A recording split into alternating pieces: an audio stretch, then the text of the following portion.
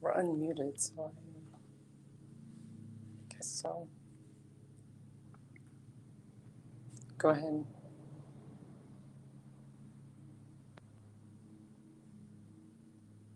I think you're on. So you can go ahead. Hi, welcome to Community Homeworks class this evening on ventilation and air conditioning. I'm sure you're all hoping that your air conditioners are working well during this lovely hot summer we've been having. Again, we'd like to remind you that if you have questions during class, please type them onto your device and we will see them and try to answer them during class. If you are watching this video at a later date, please contact us at communityhomeworks.org and we will get the question answered as quickly and efficiently as we can. We are a nonprofit organization. If you appreciate this video this evening, we appreciate your donations. The address and email of how to get a donation to us will scroll across the bottom of the screen during class this evening. Again, thank you for joining us. I'd like to introduce Lee Taylor, who will be our instructor this evening and teach you about ventilation and air conditioning in your home. Thanks for being here, Lee. Thanks. All right. Again, everybody, thanks for watching. This is ventilation and air conditioning. What we're going to be talking about tonight is basically a simplification, it's been a long day, of your ventilation and air conditioning. I say a lot of this is just the basics so that you have a better understanding of what all these things mean.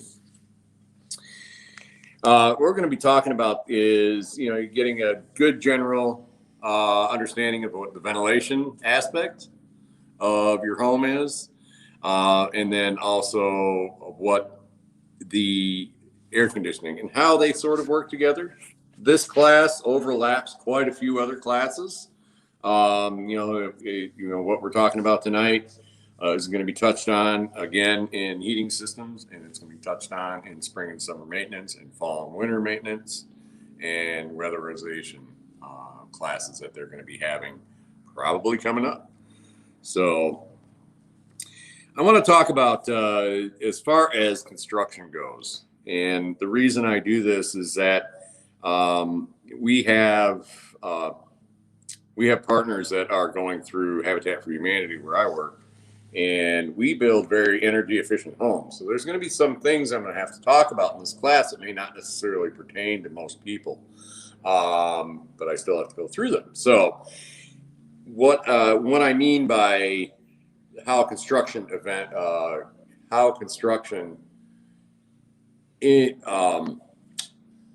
impacts ventilation and AC is pretty important. So, sorry, it's been a long day. So there's three basic types of construction. You have what's called loose construction, and that basically means that outside air and inside air. Outside air can move throughout the walls, through windows. It's a drafty, older house usually. That is a loose construction house. Usually your energy bills are quite a bit higher, and that sort of thing. A lot of the older homes are a loose construction type style home. And then you have what are called tight construction, and this is where air is really controlled. It doesn't just naturally move through the walls that easily. The drafts and all that are really cut back. So at that point, you rely on systems to be able to bring in fresh air and expel stale air. We'll get more on that later. So that's more of a tight construction. Those are the very energy efficient homes. And then you have moderate somewhere in the middle. So, most of the homes in today's world really are either a loose construction or a moderate. There are steps that you can take to be able to, make your home more energy efficient. And a lot of that is basically tightening that house up. And that's one of those things that we'll talk about in the weatherization classes and stuff like that. So Um, as far as the air conditioning, I wanna bring this one point in. When people think of ventilation and air conditioning, a lot of times they just kind of clump them together. The ventilation, a lot of times, is the overlooked of the two. And when I'm talking ventilation, I'm talking about expelling stale air, and that can be through a variety of means. That can be through an HRV or an ERV. It can be through bath fans. It can be through hood vents.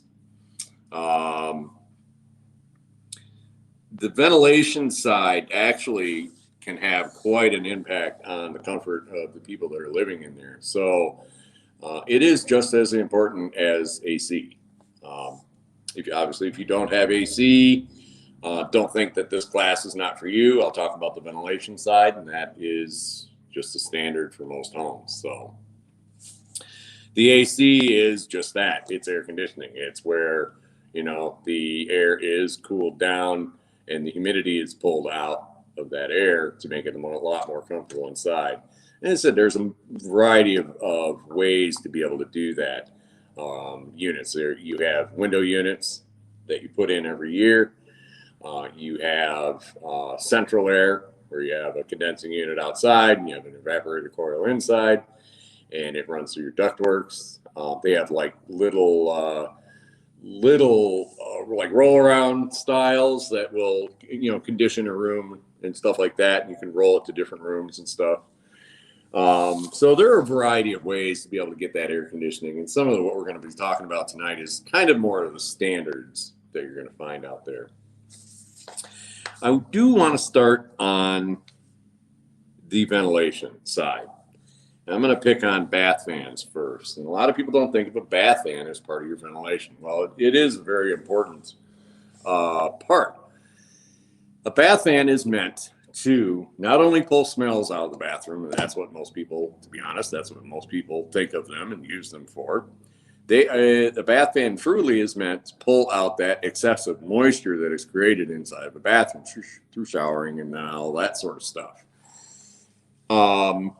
Ideally, the bath fan is exhausted out, either out of a gable end or through the roof. Now, I say that is the ideal. A lot of homes have these where they pull that moisture out of the bathroom and they just dump it into the attic. If you're not sure which one yours is, there's a couple things you can do, and we'll talk about that a little bit later when I talk about some of the other stuff. But one of the things you can do is, if you're not sure if your bath fan is actually working well, stuff like that, is if you have access to be able to look up in your attic, look up there and try to shine a flashlight in the area of where your bath fan is. And a lot of times you may see a pipe that may look like this, and it may just be spewing that warm, moist air into the attic. Why is that a problem? Well, it is a problem. The reason is that your attic, as a general rule, is you try to keep your attic as cool as possible. All right. So what happens is that if your bath fan is just venting into the attic, what happens is, more so in the winter, you get this warm, moist air. And this is, it gets into your attic, and what it will do is it'll hit, I'm talking wintertime, it hits the underside of your decking for your roof. And that decking and it has potential, at least up here in northern climates, to get very cold. And that warm, moist air hits that cold surface and condensates, and in a sense turns into water, and it starts to rot the underside of that deck. The underside of that roof deck, causing problems. And it's a slow process, but it can cause pretty significant damage. So, if you have a bath fan, great. If it's dumping into the attic, you may want to try to get that thing exited out one way or another. And this may be something that you have to have hired out, but that's one of the things you want to think about. The other thing is, as far as bath fans go, is You know, this is the actual part of the bath fan right here that moves the air. So you're going to have your grill, and it may have a light in there or something along that line. And you take that off, and it comes off in different ways. And you're going to see a box inside, and then there's something like this. Usually it sits like this with a little plug and some means to be able to pull this out. Usually a couple screws holding it in, and you can pull this whole thing out and get to something like this. Why is that important? Well, you see these little fins here? What can happen over time is they get filled up with, and this might be difficult to see. I don't know if you can see it or not. They get filled up with, I can do this. They get filled up with lint. And what happens is that the more lint, and it's usually like toilet paper lint and stuff, the more lint that gets built up, this area is supposed to move that air, shrinks up and gets smaller and smaller and smaller. And past a certain point, it's not moving air anymore. If it's not moving air, it's not doing its job. It's not getting that moisture out of that bathroom. Like I was talking about as far as moisture condensating on the underside of a cold roof deck, the same thing can happen inside your walls. So what happens is you have your wall, and let's say you have warm, moist air for your bathroom, and if the bath fan is not working, well, that air wants to migrate out one way or another. So what it will do is, let's say inside it's 72 degrees and really, really high humidity, and outside is, 20 degrees or 30 degrees. There's a decent temperature difference. What happens is that warm, moist air starts moving through the plaster or the drywall, and then it moves through your insulation. And what happens is that it hits eventually your sheathing on the outside, and it's the same thing. That sheathing on the inside of your wall can be cold, and that warm, moist air hits that, turns into bulk water, and can run down and eventually want to start rotting your walls out from the inside out. And so this is part of the reason you want to work to get that air out of that bathroom. And I'm saying bathroom, but really I'm talking the whole house. Bathrooms are just usually the biggest culprits as far as high humidity and the damages that can cause. So yeah, how can you make sure your bath fan's working right? There's a real simple little trick. What you do is I turn that bath fan on, and I get 2 sheets of toilet paper. And you should be able to get 2 sheets of toilet paper and hold it up to the fan where it's pulling that air in, and it should have enough suction to be able to hold those 2 pieces of toilet paper to the fan itself. If it's not, there might be a couple things going on. It means it's not pulling the air. So there could be a couple of reasons. One, we talked about cleaning out, you can clean this out with a compressed air or a brush or something. Some people will just do it while it's in place. If that's the case, make sure your fan's off. It usually has a plug like this. You can unplug it. You can get up in there and clean it with an old paintbrush or something like that. And sometimes that's all it needs. Try it again. If it's still not doing great, well, then you may have to pull this out, because like I said, what happens is that this is connected up to a box that has, some kind of a pipe to it. And a lot of times there's a damper in there. So the damper is designed to, when the bath fan's not used, it's closed. And when the bath fan kicks on, the damper opens up to be able to let that air out of the house. Sometimes that damper gets stuck in the closed position. It can get all linty and everything else. So sometimes you have to kind of reach up in there and kind of clean that out after you've pulled this out to be able to clean that. If it's still not necessarily pulling air out and the motor's running, that's an obvious one. I mean, if you turn on your fan and that thing, the squirrel, it's called a squirrel cage, doesn't spin, it usually means the motor's shot. You can get the motor replaced. But if that motor's spinning, it's still not necessarily pulling air, and you've checked the fins, you've checked the damper. What happens is that sometimes, like I said, it may just be dumping into the attic, they may have added insulation or something along that line. I've seen where people cover it up for some reason, and it's just can't move any air out. So sometimes those are little things to be able to look for. Sometimes, let's say you look up in your attic and you see that your bath fan is ducted. It could be ducted in metal. It could be ducted in, what's called flex pipe. Sometimes this is I've seen it run just like this. Sometimes it has insulation over it or whatever. And it goes to an exhaust, and this is the exhaust. So, and a lot of them are like this, especially if you have kind of a vinyl siding on. You may have variations that may have a hood that blows air down. But if let's say you turn on your bath fan and all of a sudden this vent on the outside, all the little fins are sticking out like that, and I can't make it open. All the fins are sticking out. When you turn that bath fan off, they close. Well, that's your exhaust for your bath fan. Sometimes this can get clogged up.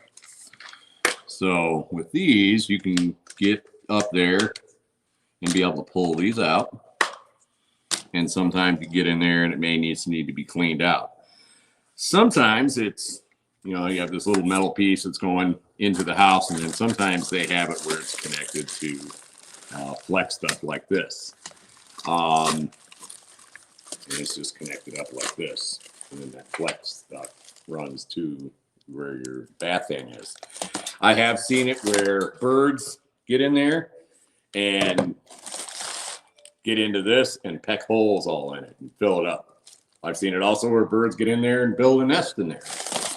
So if your bath fan does exhaust to the outside, it is important to make sure that there is no means or no big opening, because again, birds notoriously will build their nests in there and it will clog it up, and that air is going to go somewhere, and it will go somewhere where you don't want. Should the fan be run all day and night, or just when showering? With windows open in the summer, is the bath fan needed? Okay, so yeah, that's a good question. Usually what I tell people is if you're running your bath fan, at least run it until all the condensation on the mirror, if you have a mirror in the bathroom, most people do, that the condensation on the mirror is cleared out. All right. A lot of times they're hooked up to a light and stuff like that. But, the little bit you use, especially if you switch over to an LED light or something along that line, a little bit of energy you use is not that bad. So that is what I say as far as, how long to run that. If you have a window in your bathroom and you're opening it up and stuff like that, and, it's a nice dry day, yeah, that's fine. Does it hurt to run it? No. But, if you have bathrooms and all this windows in your bathroom and you open it up, that would be fine. Obviously, you're really not going to do that in the wintertime. The issue is that, the moisture in that bathroom, you're going to walk out of that bathroom and that moisture laden air is going to move out into the living space too. And it's going to do the same thing. So, it's a little difficult to explain that one, but yeah, you can put a humidistat in your house that tells you how high the humidity is. Basically, if it's up over 50 to 60% humidity, this is when it can start to cause problems. So, if you want to, you can have one of those put in. You can buy one at the store, and it will tell you the relative humidity. Heck, half the time the thermostats will say what that's meant for. They'll say how much the humidity is in the air and stuff. So, hopefully that answers your question.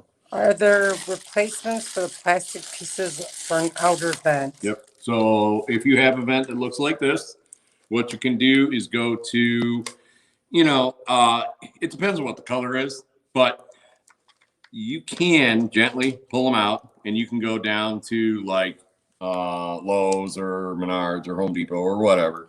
And, you know, sometimes you're buying a whole unit and you may just want these. I don't think they sell these individually.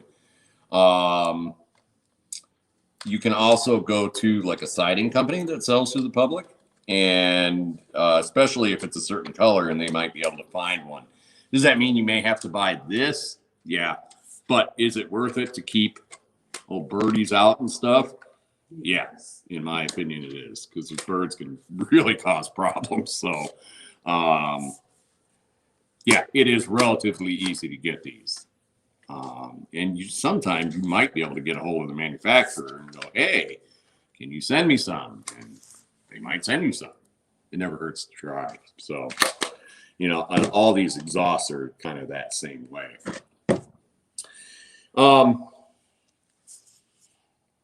I could keep on going about bath fans, but I got to keep moving on. So you get the gist about bath fans. Run them when you're taking a shower.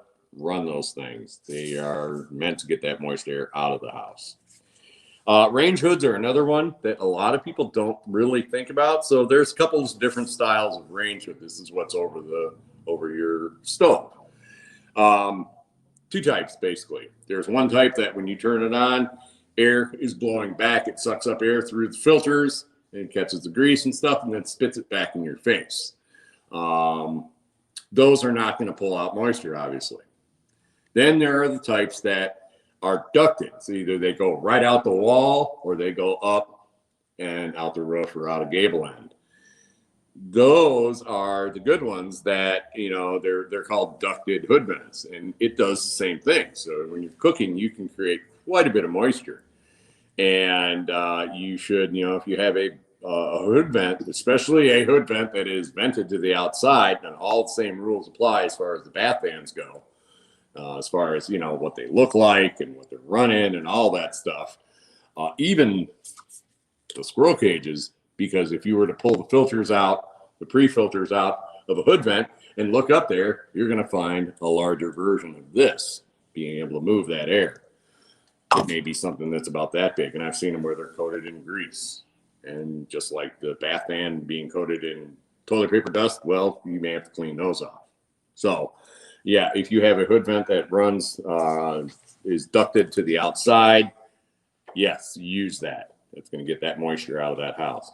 You're getting the general gist is you don't want moisture hanging around in your house for long. You want to get that out. So this is the ventilation side of things.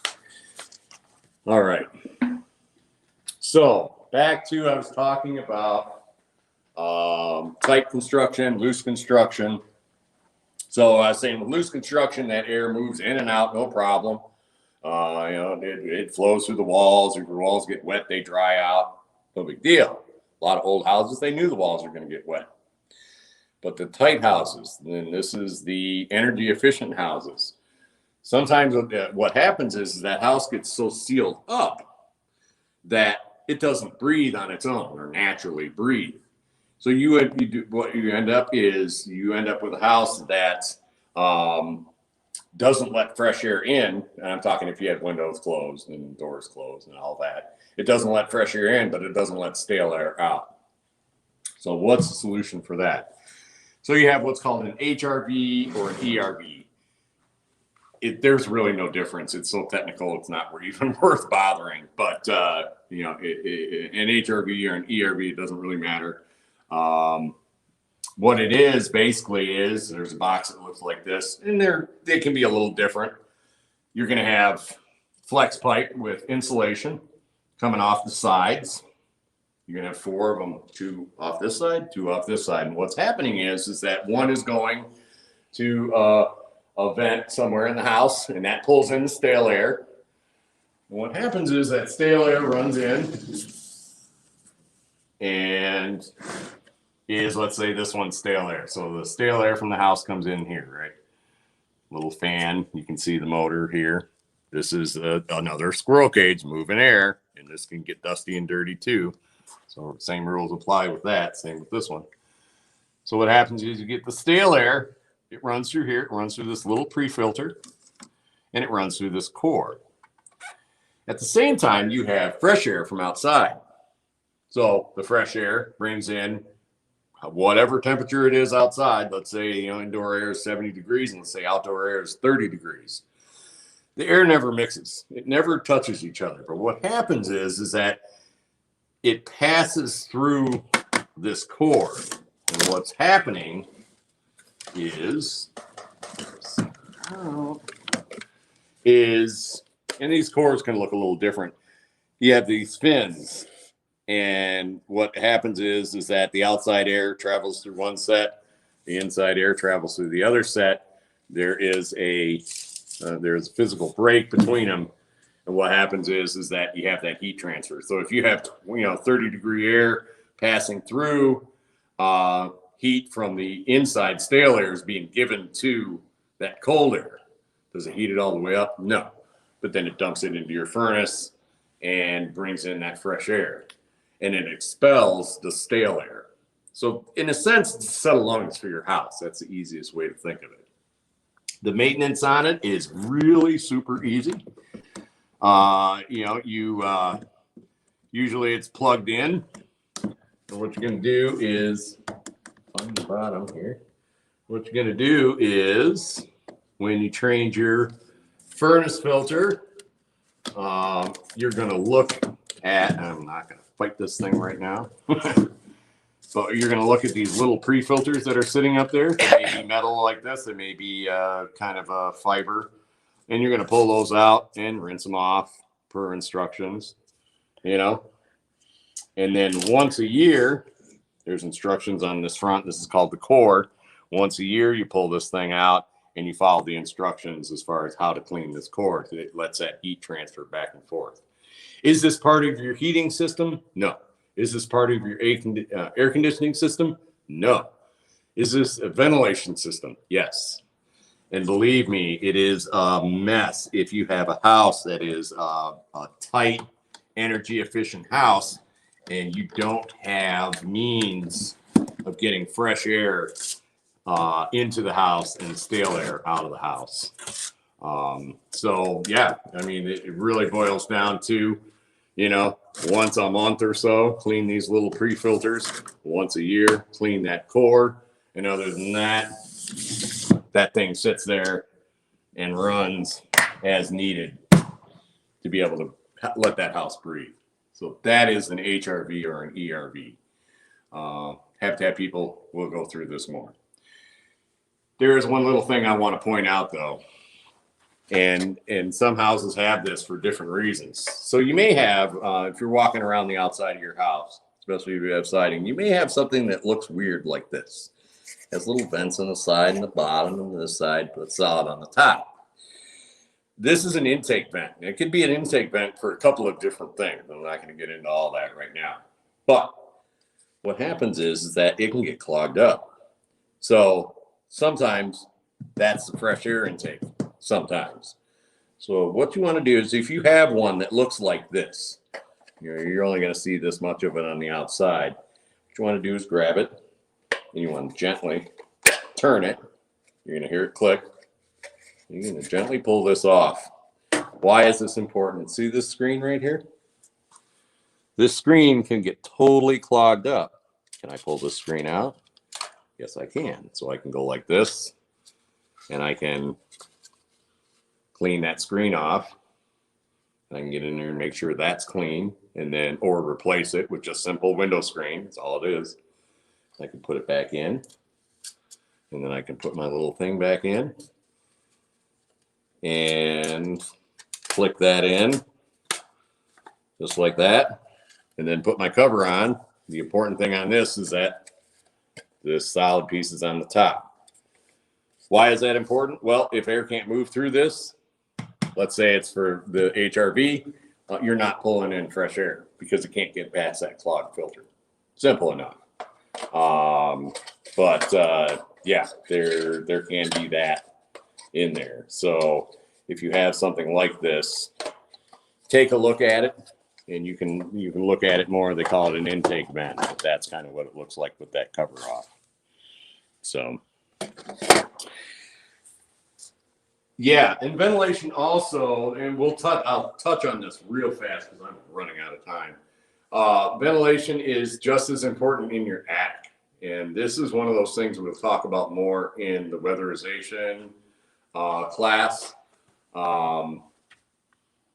That's a huge one as far as comfort and all that sort of stuff. But that is something we'll talk about in the weatherization class as far as how you want to make sure the ventilation side in your attic is proper. So, because it affects your heating and it affects your cooling, affects a lot of things. So now we can talk about air conditioning. So AC. So I'm going to start out with your basic AC. And I say basic as far as a whole house air conditioner.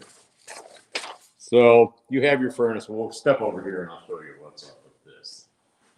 Now this is a higher efficiency furnace, but this is the furnace part right here. This is what's called the A coil. This part right here, and then this is the ductwork. So what happens is, in this case, your air comes in like this. So your stale air, it runs through your air filter. We'll talk about that in a minute. It runs up, and in heating mode, it heats it up. In cooling mode, fresh air. Huh? Your fresh air comes through there? No, the return air. It's called return air. Okay. So the return air, moves through this, and that's being collected throughout the house. All right. Well, that one we'll talk more about in the heating systems. So they're all related. But what happens is that air passes through what's called an A coil, and that's this box right here. And I have a cutout of this. So this is an A coil. And I'll take this thing. So it usually has a drain coming out of it and then two lines. You have a low pressure line, high pressure line. Tip this like this. And you'll see the underside like this. There's refrigerant in these coils and these fins. And that air passes through these fins. And it cools the air down. As it cools it down, it drops the humidity. Moisture is created, drains out of this or this tube right here, drains out of this tube and to wherever, floor drain or something along that line. So that's the basic gist of air conditioning, but this is only one side of it. We have a second side. So this is what's called the A coil, and that's what's usually on top of the furnace, and then you have what's outside. It is called the condensing unit. And the condensing unit. Oh yeah, we're going outside. So the condensing unit a lot of times is outside, and it looks something like this. So like I said, there's variations, but this is basically it. So what happens with this is that same refrigerant that is cooling the air off inside the house, it gets hot in a sense. It has to cool off. So that hot refrigerant comes into this. The relatively cooler air moves through these fins, cools that refrigerant down. This big fan right here blows, moves, and pulls that air and expels that hot air. In a sense, cooling down that refrigerant, headed back to your A coil is the one that we just saw, and it's a closed loop system, so it runs just like this. There's what's called a compressor in here, and that's a pump that basically runs that refrigerant. So why is this important? Well, because it's outside, what can happen is a couple things. This can get dirty. That's usually what happens. So how do you make it so that you have enough air passing through it? Because if that refrigerant doesn't have a chance to cool down enough, it's not going to work properly. So you want to keep this area clear. So if you have plants and everything else, because you can see around this whole thing is the area where that air is being pulled through. And if you have real tall plants and everything else, that, when this thing, kicks on, all the plants go and suck up against it, it's going to restrict that airflow, and it's going to make that air conditioning work harder, not work as well, and potentially die sooner than it needs to. So keep plants and stuff cleared away at least about a foot around it. That's going to stop that stuff from getting stuck to it. If it's an older unit, or if you live in an area where you have something like cottonwood trees, cottonwoods are, they seed out here. It's usually in July-ish sometimes, but they're seed pods. And I mean, it can get this deep as far as it looks like snow almost. If you have those, you want to make sure you clean that off, especially, you know, if you're using your air conditioner, because it just pulls those seed pods and totally restricts the airflow. So you can clean it off. Please don't do this. These metal fins are really sharp. The best thing you can do is an old paintbrush or something like that and just kind of knock it off. You're doing it while this unit is not running. You can shut your air conditioning off inside, and you can clean these fins off to help make that airflow be able to move through. But you have to remember they're sharp. They are sharp. Don't run your hand this way. You will slice your finger open. Bad. So yeah, you can physically clean those off. You can also get a garden hose. And yes, I know there's going to be some people that say don't do this. I was just talking to a guy about this, and he said, you know, really the easiest way is to go from the outside. Some people say you have to go from the inside and spray out. But for our purposes, we're going to say if you aim that hose with a high pressure nozzle, not necessarily a real high pressure, but, you know, like a jet setting, and you aim it at like a 45-degree angle, and you're spraying it like this, you're going to push all those little things that get jammed up in between these fins and help restrict that airflow and push them down and make it so that you know, that air can move through. So this is your condensing unit. It is just as important. It's a very important part of your air conditioning unit. A lot of times it gets neglected. The other thing that can happen is they can get dented. So those fins can get dented in really bad. You can get, you know, where they're all flattened out. If that's the case, they do sell tools out there. You can go to a heating or air conditioning store that sells to the public, and they look like little combs. And you can use that comb and actually kind of straighten these out. This can happen after a storm, or, you know, something bangs into it, or kids are kicking balls into it, or whatever. You can straighten those fins out. So like I said, there's usually ways to do that. Let's go inside where it's a little quiet. But this is your condensing unit that sits outside.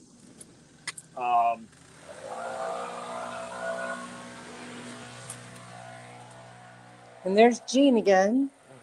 Nice air-conditioned rooms. So yeah, you know, you have your air coil and you have your condensing unit that sits outside. We talked about the refrigerant that's pumped from one to the other, and it's a continuous circle as far as that cooling goes. So what are the best ways to kill an air conditioner?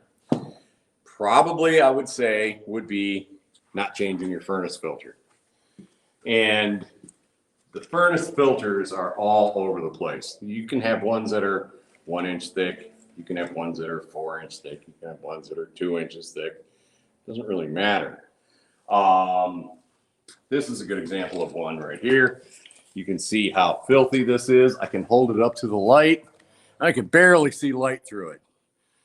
What happens is that, remember I talked about airflow. It's all about airflow with air conditioning, you know, to make it simplified. If not enough air passes over the A coil here, this one here, so in this sense, you have your furnace filter here, that return air that is collecting in, that hot air is collecting from your house, has to run through this filter. In this case, the filter is right here. All right.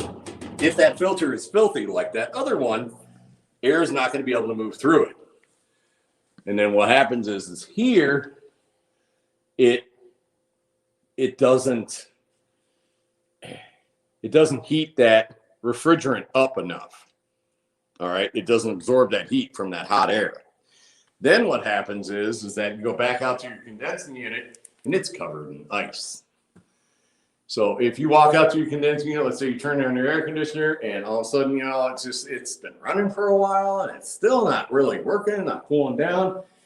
Walk out to your condensing unit and look at it. And if you start to see ice building up around, I didn't show you this part, it's a little loud out there, but there's, especially around this guy right here, there's a low pressure line. You may see a bunch of ice all building up there. And again, back on your condensing unit outside. Or sometimes that whole condensing unit is encased in ice because it's been running for a couple of days. More often than not, the issue is a clogged air filter. And that the thing is that pump, that compressor, is going to keep trying and keep trying and keep trying until it burns itself out. So keep your air filter clean or changed. I say every 30 days of operation, and that's really for kind of a 1-inch style filter. The filters themselves are going to say how often you should change them. But, most people think of furnace filter, they think of heating. It is very important in air conditioning if you have this style. So the thing with those also is to get the correct width or thickness, the correct size, because again, what can happen is that if, let's say I put too small of a filter in, go back over here and I'll pick on this guy. So this one is a 20 by 25 by 5 filter, all right? Now let's say I couldn't find a 25 by 5. Let's say I could find a 20 by 20. And I go, well, it fits this way, that's fine. Well, no, because, you got 5 inches of guck that's going to come flying through and it clogs up. It can clog up part of your furnace. It can clog up part of your air conditioner and cause problems. So you want to be the right size. And then you want that furnace filter to be changed as needed. Most of the time I'm going to say have a couple extra up here. And if you're not sure, change it out. This also boils back down to having your air conditioner checked out. We'll talk about that one in a second. We got about 15 minutes left. So making sure your air filter is changed. If you're not sure, you can talk to the manufacturer. And some of this is home dependent. If you have, 100 cats in the house and, you have a fuzzy sweater collection, maybe you might have to change your filter a little more often. So it is a little bit subjective, but you want to make sure that filter is changed out.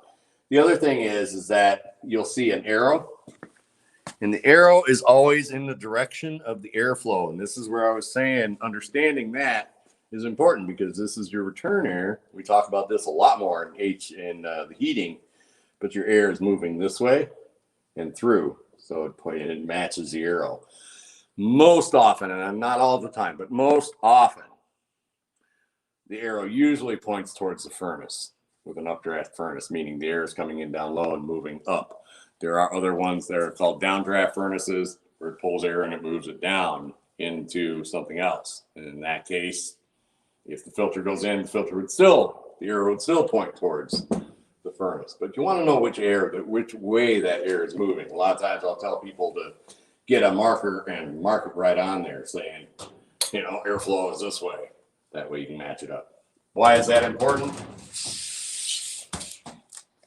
Quick practical purposes. See, this side has a screen on it and this mesh, and this side does not.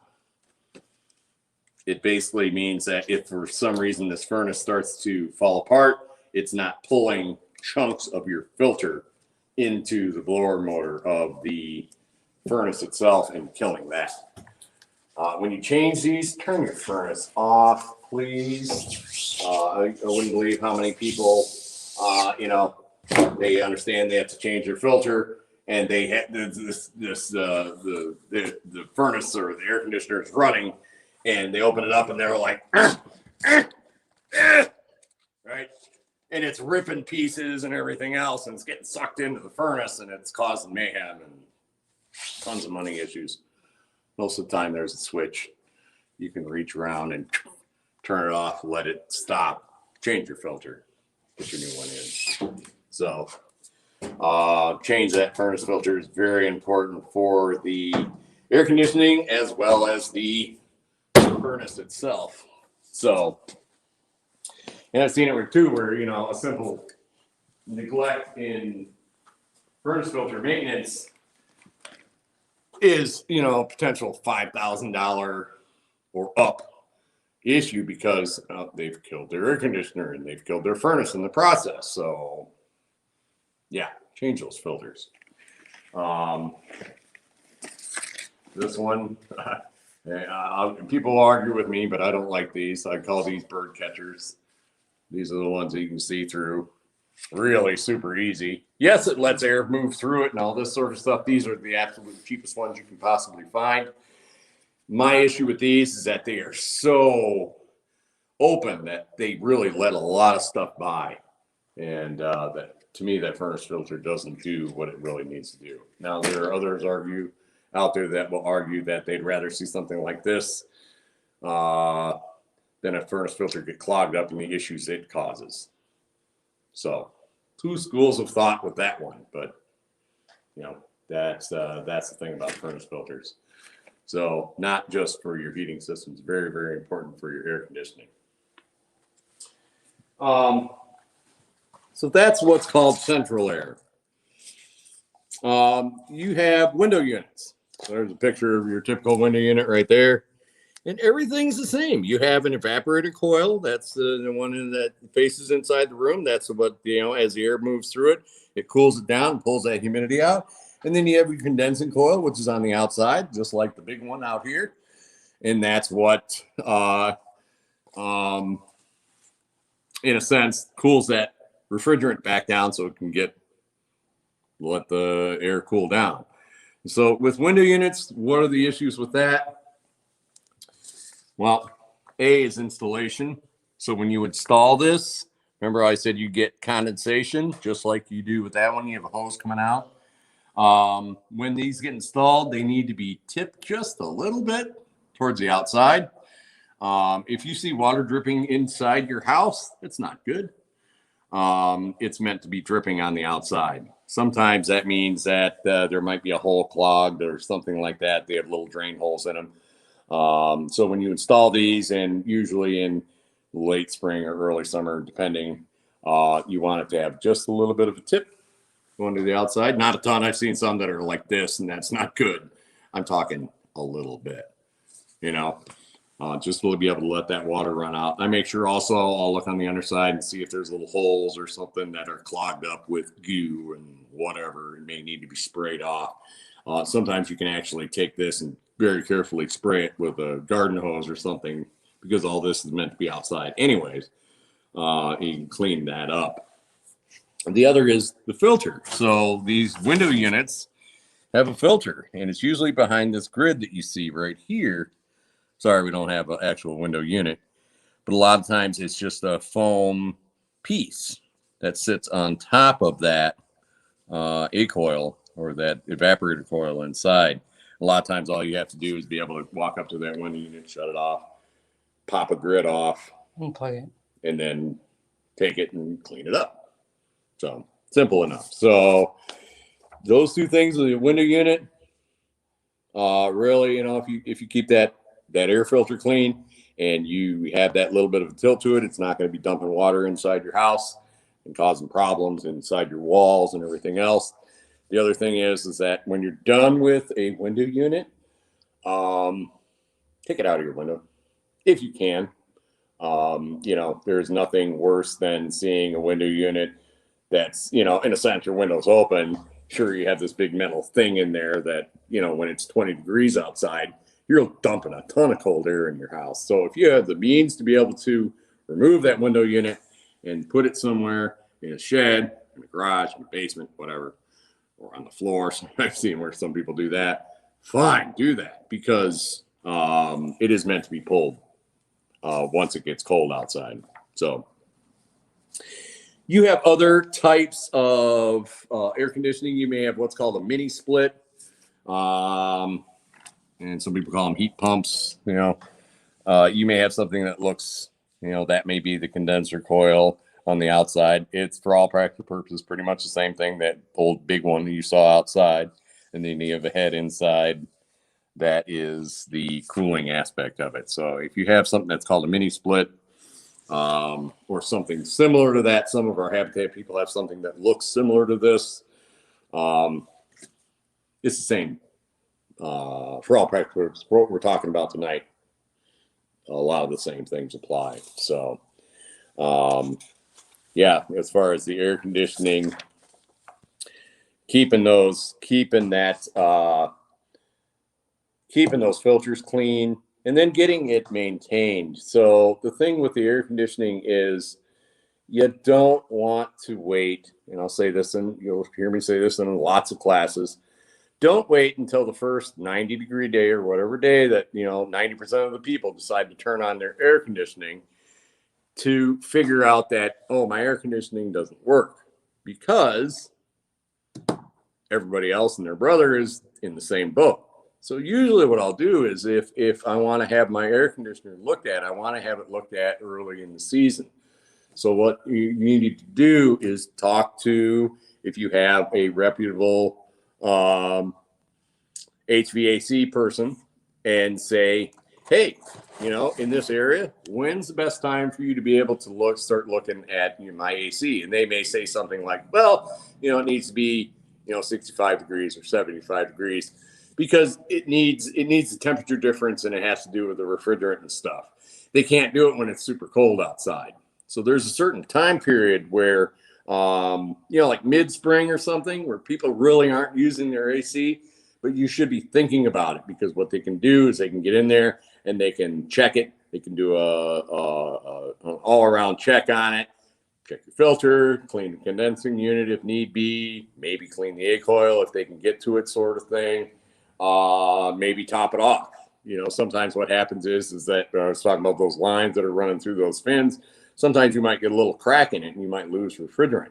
They might be able to find that, be able to weld that up so that you're not losing refrigerant. It may need a little bit extra in to be able to work efficiently. So don't wait until that really, really hot day, because you'll be waiting for a while, because they get busy like that, and they stay busy, especially if you have a long, hot summer.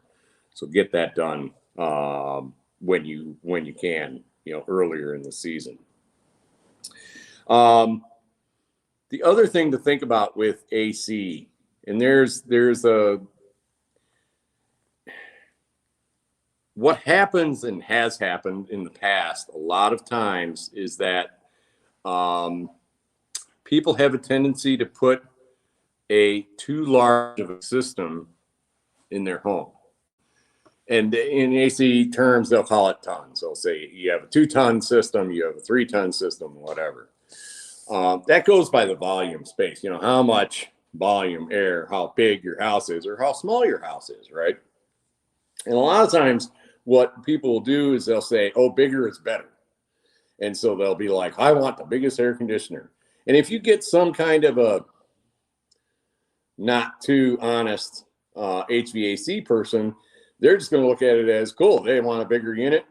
They're going to pay more for it.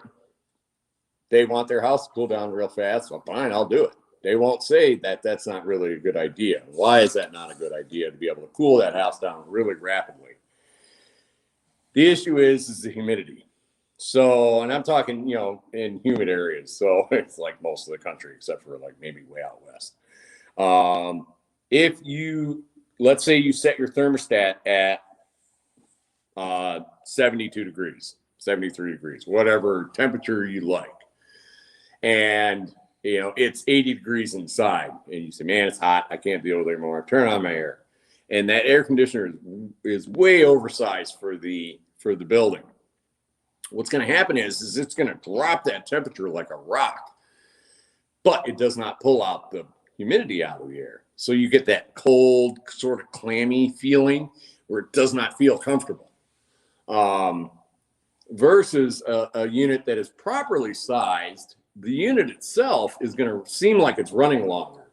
And that's one of those things where people are like, oh, if a unit runs for a shorter amount of time, I'm not paying as much money. Well, but not really true. A lot of times that, if that unit is running and it's sized properly and, that unit runs for a longer period of time, it's working on lowering that humidity right along with lowering the temperature. And you don't get that cold, clammy, very uncomfortable feeling you can get from when a house gets too cold too quick. So like I said, back to the humidity thing, you want to pull that humidity out. And this is for, like I said, warm, moist environments.